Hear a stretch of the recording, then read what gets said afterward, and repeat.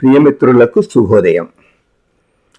కంచర్ల గోపన్న రచించిన దాశరథి శతకంలో నుంచి మనం ఇప్పుడు పద్యాన్ని చూస్తున్నాం.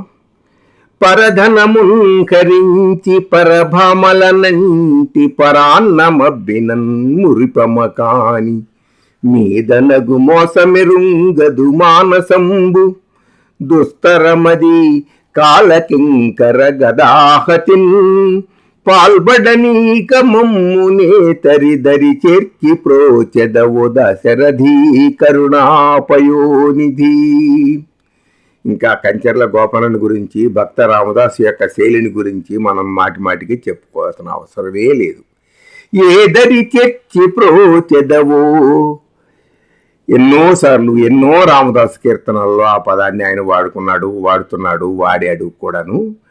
పరధనముంకరించి ఇతరుల యొక్క డబ్బును దోచుకొని, పరభామలనంటి పరాయి స్త్రీలను అంటుకుంటూ ఆనందపడుతూ, పరాన్నమబ్బినన్ ఇతరులకు పొందవలసింది నేను తీసుకుంటూ, మురిపమకాని అవన్నీ కూడా వస్తూ ఉంటే ఆహా ఆనందంగానే ఉంటుంది, కానీ మీదనగు మోసమెరుంగదు మనసంబు తర్వాత వచ్చేటటువంటి పాపఫలం అనేటటువంటిది మనస్సుకు తెలియదు. కాలకింకర గదాహతి దుస్తరము, అంతేకాకుండా ఆ యమధర్మరాజు యొక్క సేవకులు కొట్టేటటువంటి గదల దెబ్బలు భరించడం కష్టమమ్మా.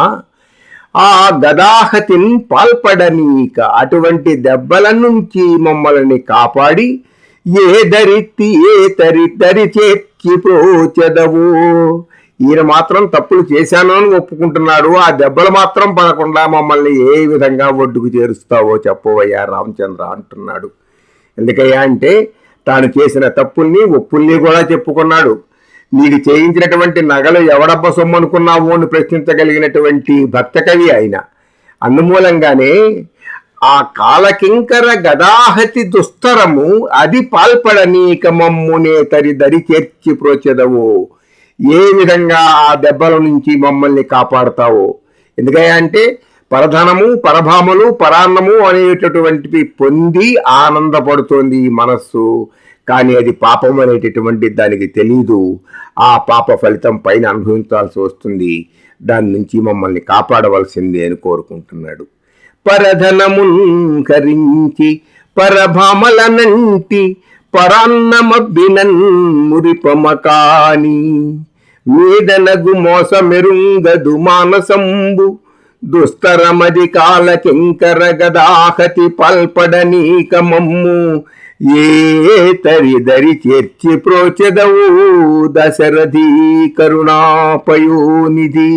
స్వస్తి.